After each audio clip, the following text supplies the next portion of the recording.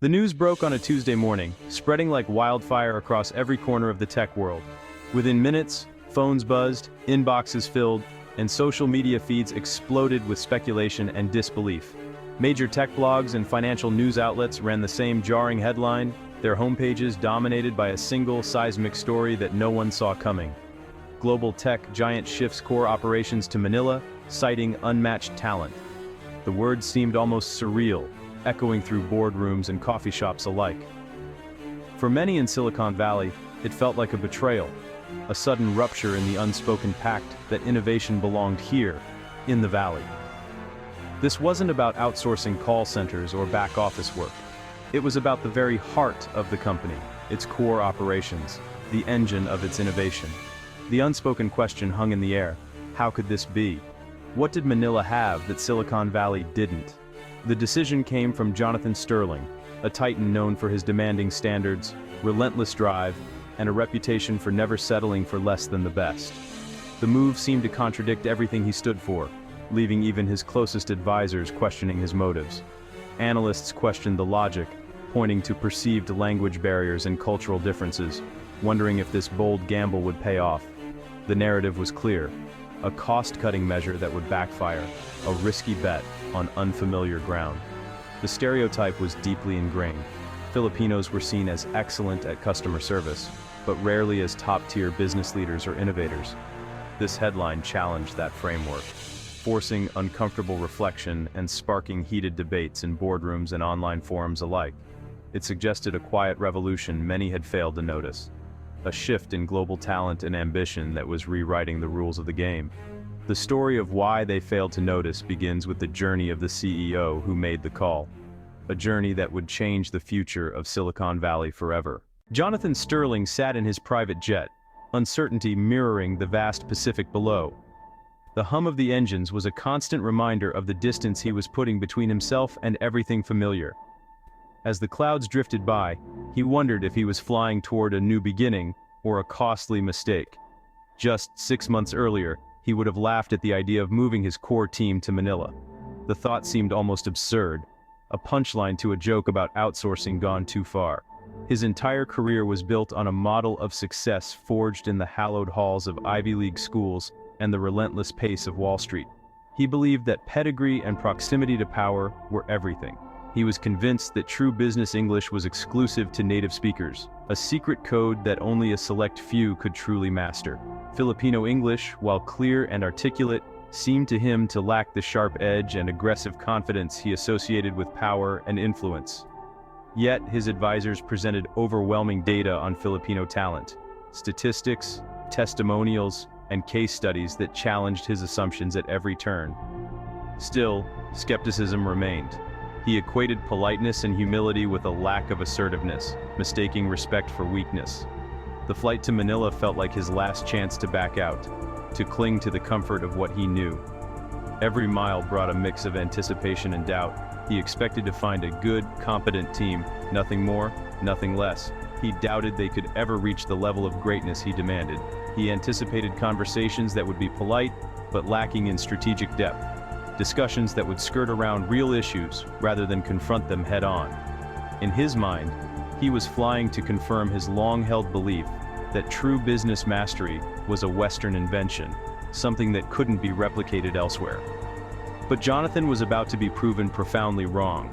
The reality waiting for him in Manila would challenge everything he thought he knew. The real test awaited him in Manila, and nothing would ever be the same again. The plane touched down, its wheels screeching against the tarmac as Jonathan Sterling peered out the window, taking in his first real glimpse of the Philippines.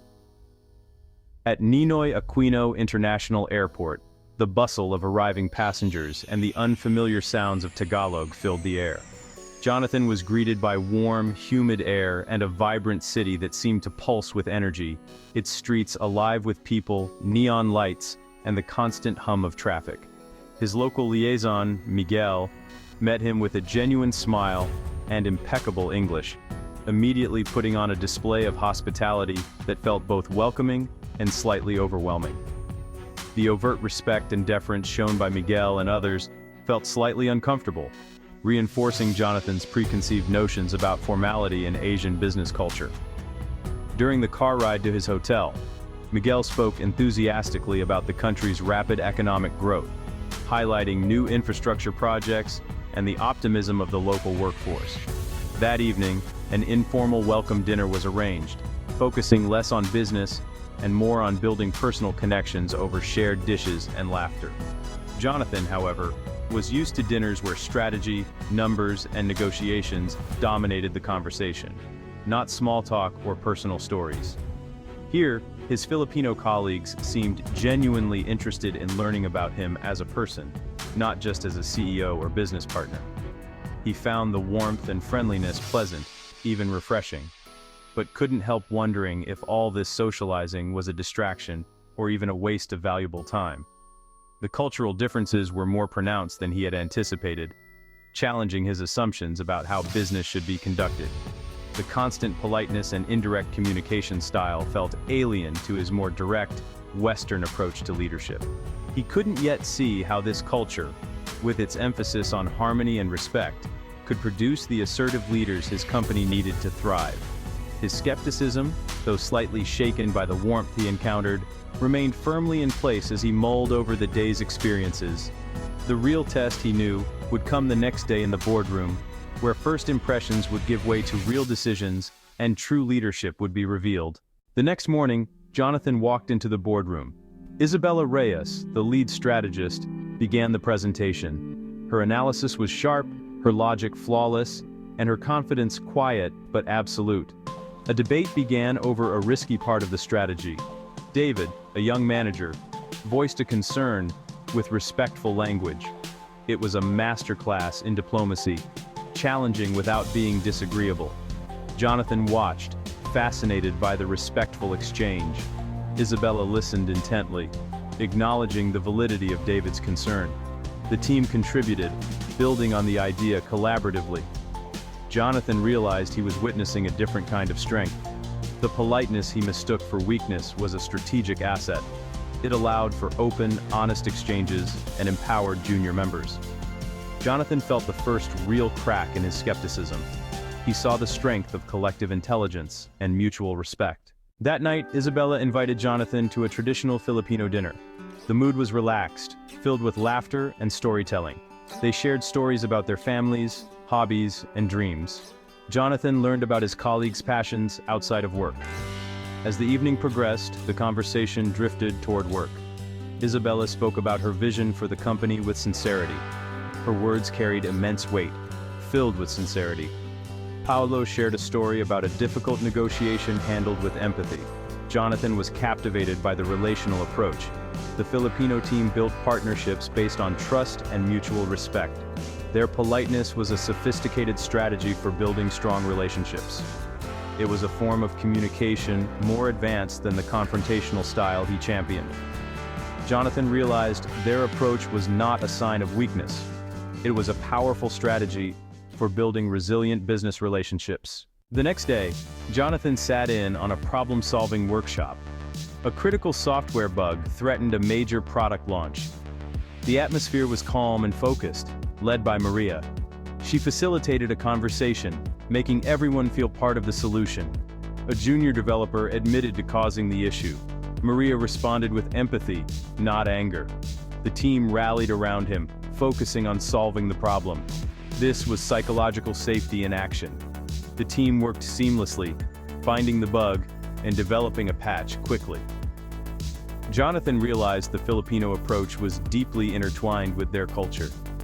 Words like "thank you" and "I'm sorry" were essential tools for building trust. This trust enabled them to be more agile and effective.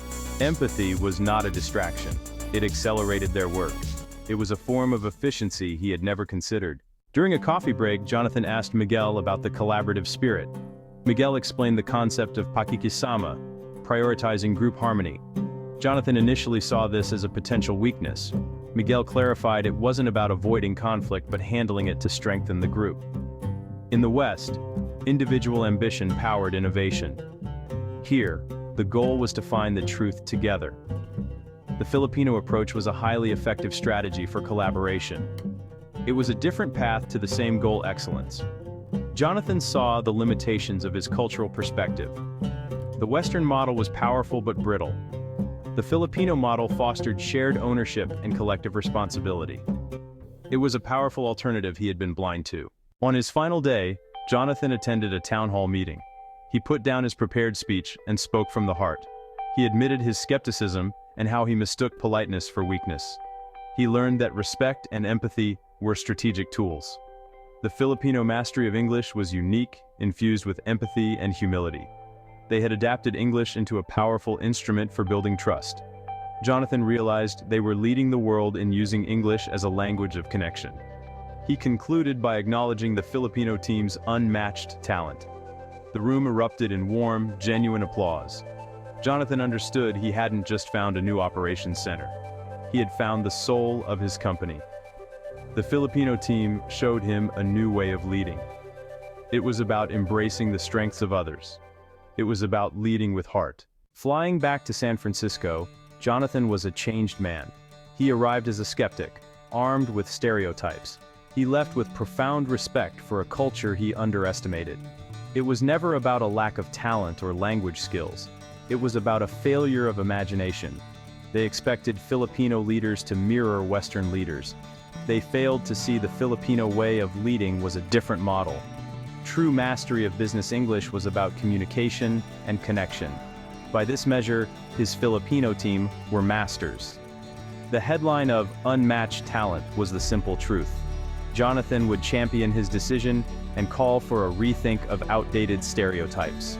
True global leadership was about embracing the strengths of others